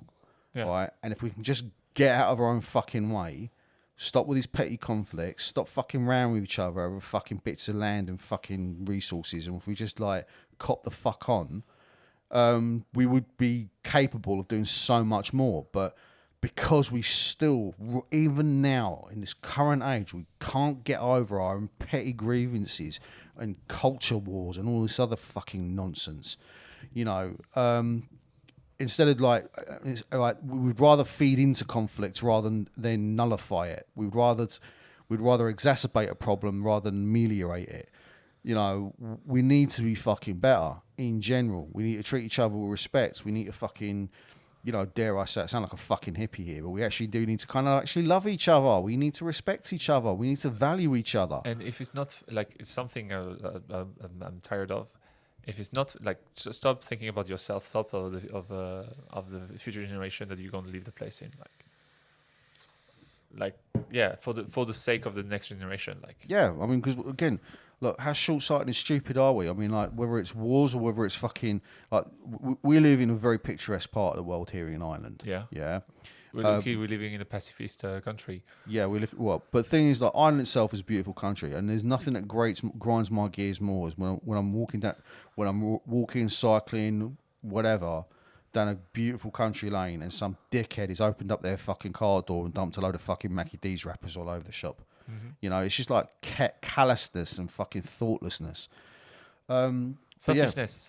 Yeah, selfishness. Because we're inherently a selfish species. You can argue whether or not there's ever such thing as a selfish act, but in terms of being selfish, that selfishness needs to be incorporated in a more positive way. I.e., okay, do I want to live in a fucking war-torn country? No, I don't. What can I do to make it better? Do I want to live in a fucking shithole of a country? Oh, No, do I I don't. want to leave the next generation in that shithole of a country? Yeah, but that's the thing though. Is like, Should I think about like a long?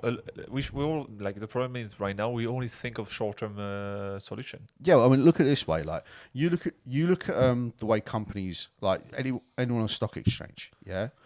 What they're interested in is quarterly earnings and whether or not you've made more money in this quarter than you made in the previous. It's just money driven. It's about growth. It's money driven. Yeah, exactly. It's money driven, and this is the problem. Like when companies are only really interested in generating profit, this is why I don't like the idea of a healthcare industry, like because The goal is to sell the product, not to help people. or it's okay. Say for instance, like in America, and I know this goes on, right? A hospital will be a privately owned company, right? And this privately owned company, they might own one hospital, they may own several. Now, if a hospital isn't profitable, they'll close down wards. They'll reduce the amount of beds in order to preserve profits for their shareholders. But did you say that's a private hospital? Yeah, private hospital. It's public hospital as well. It's not though. Not Oh, in in America. France. No, in the UK it is. Yeah, But it's all done through trust. They close bed as well because it's it's not profitable as well. Even public healthcare That's like fucking free. atrocious. So like it's the same like there's no They do it in good, the UK too. yeah, there's no good solution. Like there's no it's just the problem is like the corruption and the disconnection of the people that govern us. Yeah, well, the big problem is though, like when it comes down to like government running institutions. We went very political. Like Right. like this podcast become like Oh fuck it! Look, it's like, a conversation, isn't it? yeah, it is a conversation. And to be honest with you, like I said, this movie's inspired, made a mark on me. And if if the conversation is going this route, it's going this route. So fuck it. But yeah, the big problem with big profit. The problem, yeah, you're right. The problem with privately owned hospitals is they'll shut down wards for profit, right? But then you got government-run ones like the NHS in the UK, right? And they will quite merrily shut down, right? Especially the Tories, you bunch of fucking useless wankers. Whether it's Boris Johnson, whether it's Rishi Sunak, whether it's Liz Truss, whether it's fucking Margaret Cunting Thatcher. Fucking hate a lot of yous. And I don't have that much love for Labour either. Don't get me He wrong. doesn't have a love for any political party. I don't like I'll tell you. politicians in general. Fuck them.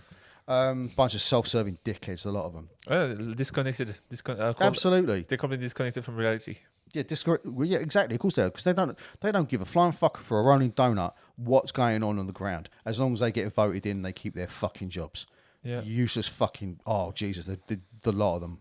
Oh, the political clock. Not only that, especially these fucking career politicians that come straight out of university, having studied political theory or whatever, and go straight into fucking jobs with no experience of the real world whatsoever. So even further in their disconnect. They never like did a regular work in their life. Exactly. Like They started off as a fucking advisor or a fucking script writer. As an example, I speechwriter. hate people who come from managing school. They become manager, like they become like that's so dumb because like back in my days, from what I prefer, like it's like you become a manager if you've been working in a place and you did every job and you know how to do every job. Yeah. So you become the manager and you can manage the people, and because you've been in that position, you can. Basically, like there's two ways you can educate. Don't get me wrong. I think you need a little bit of both. You need book learning. You need experience. But like, if you just give them learning and then give them the position, they have no experience of anything. Exactly. So they don't know what the fuck they're doing half the time. No, they just see the numbers. Yeah. And the thing is, not only that, and also with managerial class, there's this kind of delusions of grandeur. They somehow think they're fucking better than people. I mean, like, Yeah, because they are like this degree thing. oh yeah, I've got a degree in business management. Yeah, Like- but you didn't never. It's your first day, dude. I've been there for 7 years. Exactly. Yeah. And it's not only that. Like for instance, me and you, like we're looking to build up our business. And the way I look at it is that, you know, we're going to learn, we're going to fuck up, we're going to make mistakes, and we're going to learn from those experiences and be better for it in the end. We're learning as we go. You know, even at my fucking ripe old age of 42, you know, the fact that, you know, and that, so because we're learning how to make content, how to utilized Premiere Pro, blah blah blah. We're learning in a very ad hoc manner, Yeah. and by the end of it, I think by the end of it, I mean, for as long as touch wood, this will go on for as long as it needs to, and hopefully for a very long time. But I think that we are learning as we go. Right now, say for instance, that further down the line, we are a relatively sizable company. Let's say, right. Say for instance, we need to employ a manager. I would have rather have somebody that worked in the industry before and then give him the post of manager. Yeah, that's what I would rather do. Then go just take somebody to be the manager. He doesn't have any idea what's going on. Exactly. I don't know. Or have like an employee that we have from the beginning and just like, yeah, you become the manager. Like, Bring them up. Yeah, bringing up. And the thing is, our political, like basically, they like the problem of the politics nowadays is like, it's like sorry to say that it's the elite class, and elite class are not like regular people. They have no idea. Rishi Sunak is richer than Charles III, Who's that? the King of England. No, the Sunak Rishi Sunak's the Prime Minister. of England right now. Yeah. Yeah, it's He's richer. richer than the King. It's richer than the king. He has no connection whatsoever, He has no fucking clue. and it doesn't have anything on top of him, and he doesn't care. It is like he doesn't care about your opinion. He doesn't care about your. No. Listen to this though. He was caught on camera, right? Someone did this like little covert camera job on him. Yeah. Right. He was there at some sort of fucking well-to-do gala dinner thing, Yeah. and he openly bragged about taking government funds away from impoverished people to build a youth centre so it could go towards like fucking whatever it is that these twats in fucking tuxedos were looking to do. That's what you're dealing with. Rishi Sunak, you're a cunt. Sorry, I really hate politicians. I fucking despise the wankers.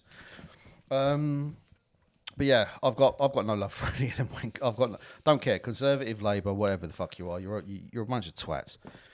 But And the problem is nobody. Do people vote for the prime minister in England? no, you vote for the party. Yeah, well, in England, like in Ireland. Yeah, well, the way it works is a parliamentary democracy. So what happens is each party puts out a manifesto, which are basically a load of promises that they're going to go back on. But, Who don't or not? or not bother their whole on. But anyway, so what happens is they put out the manifesto. The manifesto is their pledges and promises to the British people that they're going to do X, Y, and Z, right? And then you vote on the party whose manifesto. This is how it's supposed to go in theory. It's just like they vote on the premises of there's fuck's sake.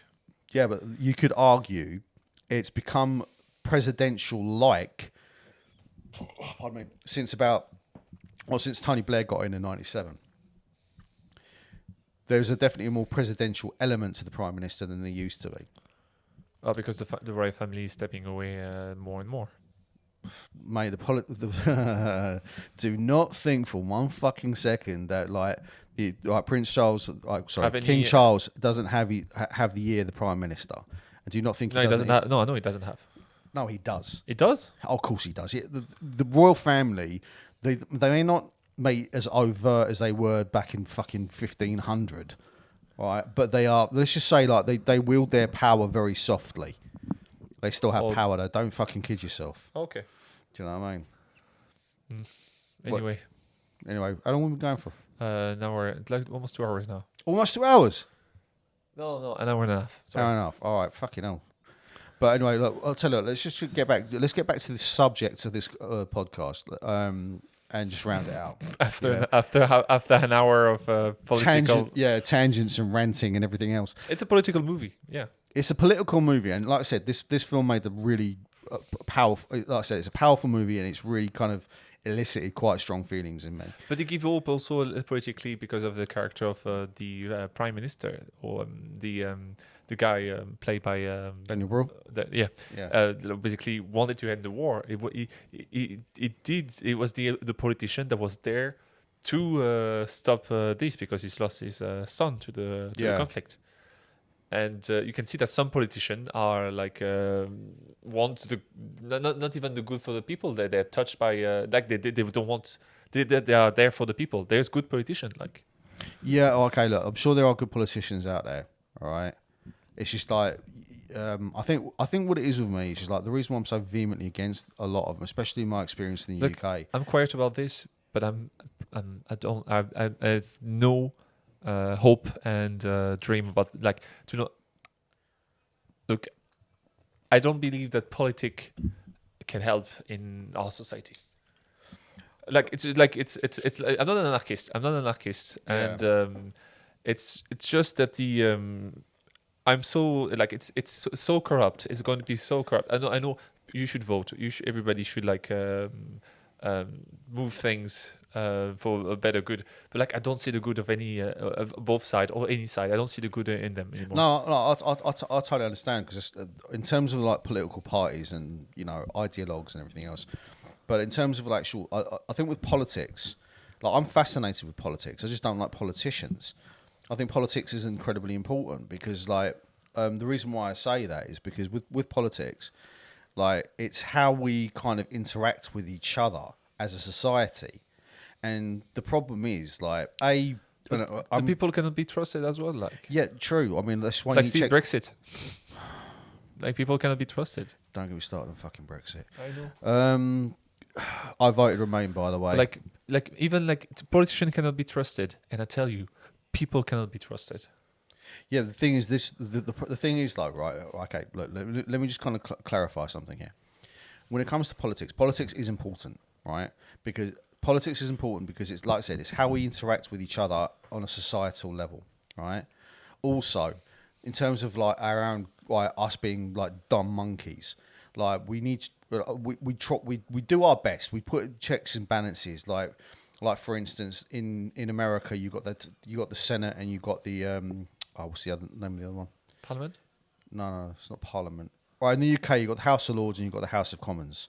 Right, and there's supposed to be checks and balances against each other. Right, and then also you've got the judiciary, the judges and lawyers who enforce the law, and the police, and there's always checks and balances that we put in, right, to mitigate our own stupidity. Like basically, they are like safety net. Yeah, that's what they're supposed to be ideally. But the problem is, like, it's something that we need to keep right. Because I think with you, and if you don't mind me saying, I think you're being defeatist. I am extremely defeatist about politics. Right, okay. Whereas with me, while I wouldn't say I'm an idealist, I'm definitely very kind of pragmatically minded. But when it comes down to it, I think it's something that it's like a lot of things. You need to keep fucking working at it.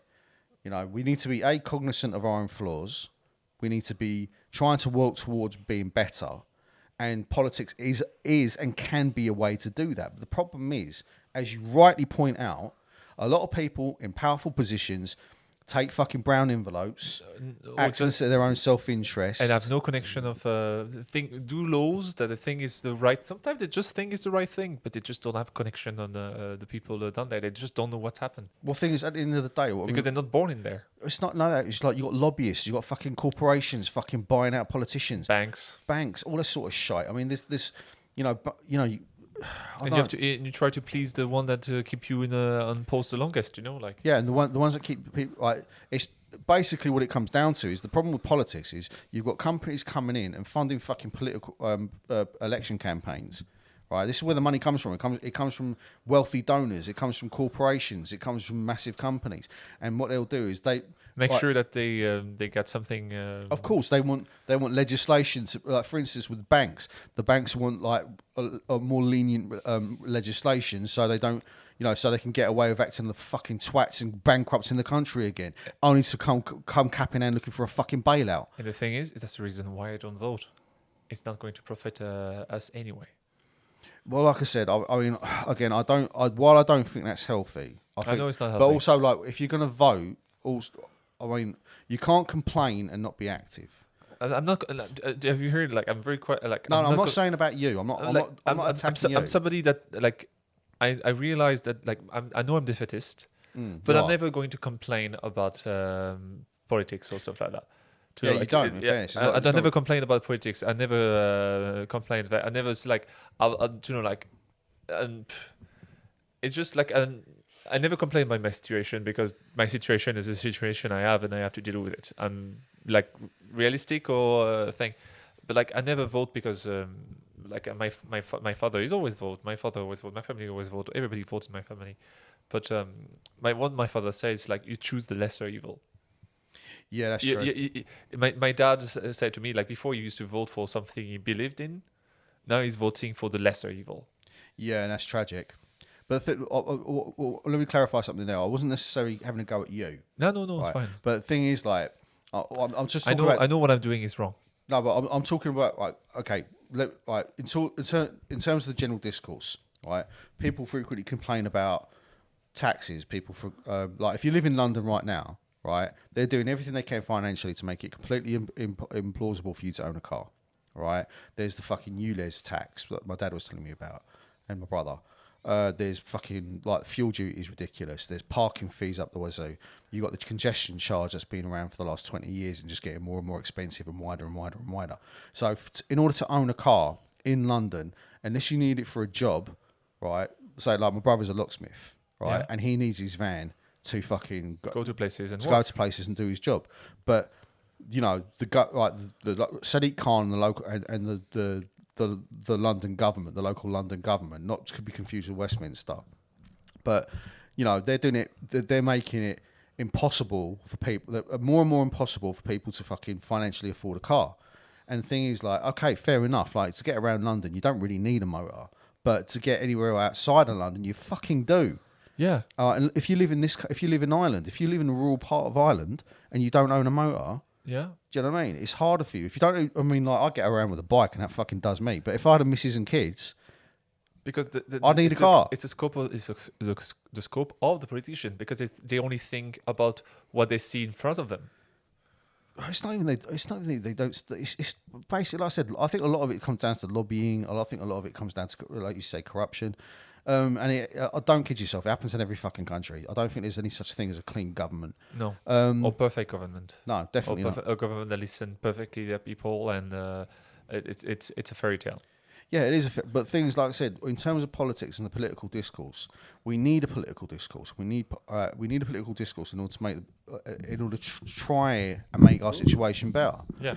Not just for like certain individuals or elites, but for the population in general. Because I honestly believe if you invest in your people, if a country, whether it's Ireland, America, Britain, France, you name it, invest in your people. If you invest in your people, the long-term benefits are exponential. But we're so fucking short-sighted and myopic that, right, rather than thinking in the long view, as you said earlier on, we're so short-sighted and so fucking, like I said, we've like blinkered that we don't see the forest for the trees. We don't see the potential benefits of investing in the people, having a good education system, having a good fucking healthcare system, having quality roads, having good trains, having, you know, invest in your people. Make the world better for your children. Yeah.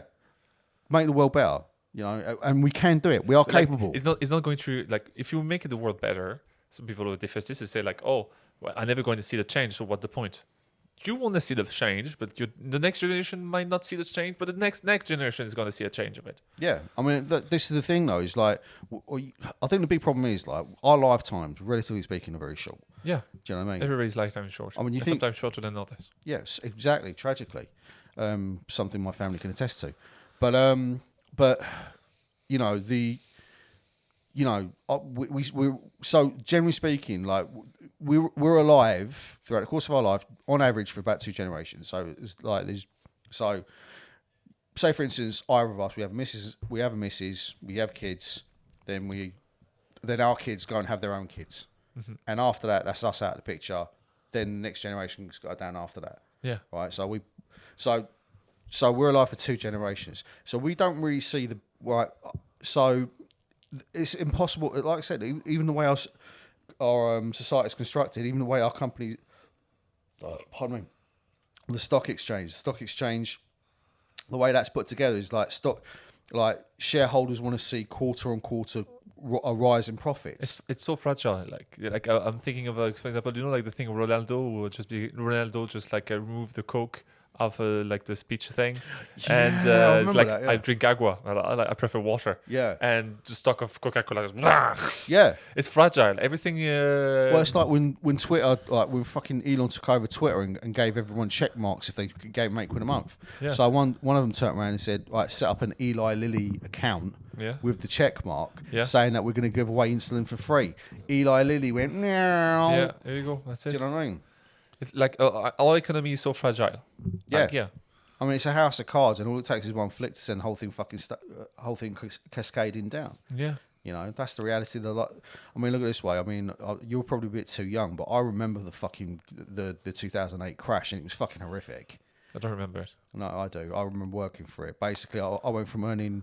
I used to be a chippy on building sites, and at the time, me and my brother were taking home over £1,000 a week, easy, earning about 190 quid a day, 190 quid a day, and then that kicked off. And after it took another 5 or 6 years to get back up to that kind of money again. I think a movie talk about that. I think it's the Big Short. Big Short, yeah. Yeah, The Big Short. I saw that movie. Yeah. Anyway, We're like an hour and 47 minutes. okay, we are. This is the longest one. Yeah, fucking Yeah, hell. it is because it's poetic. I think I'm gonna put like a political warning at the beginning. To, like, It might be a good idea. boring, A trigger boring, warning. Trigger with a political warning. Yeah. Anyway, look, and I want to round this out. I want to end this talking about the film, and Yeah, I want to. we should. Yeah, I think we should. But in terms, like I said earlier on, that the All Quiet on the Western Front has really left a mark on me. I think it speaks to the quality of the film. It speaks to the power of its message, Of the story. and how well it's been delivered. Yeah. And I think it's absolutely fucking fantastic. And if you haven't watched it, it's on Netflix. You've got no fucking excuse. If you've got a Netflix subscription, It's hard though. Like, be prepared. it's tough. It's a tough watch, but in a good way. I think it's a tour de force. I think it's absolutely epic. It deserves every accolade it probably already has. It should have probably got more. And that's my feelings about that film. What's yours? Also, like you compare it to sorry, keep Go on. going. You're comparing as Everything Everywhere All at Once. Have a very It's a very optimistic movie as well. Like, Yeah, it's a wonderful film. It's like I love it it. tell you to love it. It's also at the end of the movie. It tell you to the future is not bleak and Yeah. stuff like that. You can if you're strong enough, you can change something. Yeah. This one is extremely bleak as an ending. Yeah. It tell you that do you know that thing that happened for like how many years? 8 years? Something like that. 14 to 18? Was it like 5? Yeah. can I say- Sorry. For 4 years. Do you remember that 4 year thing? That basically didn't help on anything. Like didn't like you did this like those people who went for the front for like years and like basically for nothing. Yeah. Yeah. It's The pointless. French or German, like yeah, like you're like if when you come back from that type of war, you're just like yeah, we won, but like what cost, like Well, that's the thing. I mean, there's the Punic victory, right? Is it Punic? No, it's not a Punic victory. What's the term? Punic Wars. I'm getting confused with the wars between Rome and Carthage. Oh fuck it. Rome had a war with Greece. What's Pyrrhic? It's a Pyrrhic victory. Where that comes from is that there was a Greek general called Pyrrhus, right? Yeah. And he was smashing the fuck out of the Romans, right? Yeah. Battering them. Yeah. Yeah. But they keep coming back year after year after year after year. He says, if I keep winning, I'm going to end up losing. Yeah. Words to that effect. So that's where it comes from, basically. You in the end you lose. Yeah. everybody Even if you loses. win, you still lose. Yeah. You know? So anyway, should we wrap this up now? Yeah, we should write this up. All right. So give us your final thoughts on the film. And I think it's a film that people should see. Everybody should see, even if you're not. It's not a glorifying war movie. It's like it's what we need more. yeah, but, we need more of like, it, definitely. Do you know like I could compare to, for example, like a Jared or Apocalypse Now or Platoon. Those also are movie that critic. Yeah, absolutely. Yeah, good point. And like we need those movies. We need those directors, stuff like that. We need like that's a movie that's needed, and even more today, I think. I hope this movie doesn't get any cancelled or any forgotten about. Oh no, it won't be. Hopefully, I mean, it's on Netflix. The problem is the DNA. This day and age, everything is digital, and it's easier to remove something from never existed. That's true. That is very true, actually. Yeah. But you know that you're in danger of opening up another can of words. We might be here for another half hour. I know. Yeah, I'm touching another part of the all digital and all the thing, and how politic and companies are basically. How political are companies? For example, Netflix. If one day we not agree on something, and Netflix change the policy and basically remove movie because it's like, oh, they're not. That's not what people should watch today. Like Yeah, I mean, look at it this way: leaving that, or even YouTube. leaving our art in the hands of either companies or governments is fucking dangerous. Or even what we say on YouTube as well. Like maybe what we say about the British government is going to not. YouTube is not going to like it, and this video is going to be removed. Well, it might not be. I'd say it'd be suppressed. Who knows? I don't think we're big enough for that to be a problem just yet. But it may rear its ugly head in the future. Definitely. Yeah, it's a bleak world we're living in. Yeah, but there is hope there, dude. There's always hope. There's always hope. Okay. There's always hope. Anyway. 2 hours mark. All right, to everyone who's actually stayed through to the end, fucking God bless your hearts. Thank you very much. We appreciate you. Thank you. Sorry about that. We went. Apologize. Stop apologising. It's a politics part. This was a fucking good conversation, mate. It's probably one of the. I'd say this is the best podcast. I would actually say, not having listened to it yet, but I reckon this is probably the best podcast we've done yet. This video is going to be called "All Correct Investor Front" or John Clare saying shit about the British government. Yeah. Pretty much. Yeah. All right. Okay. So anyway, my name's been John Clare. I've been Roman Presh. This has been Post Watch Post Mortem, and thank you very much. Please don't cancel us. Bye. Bye.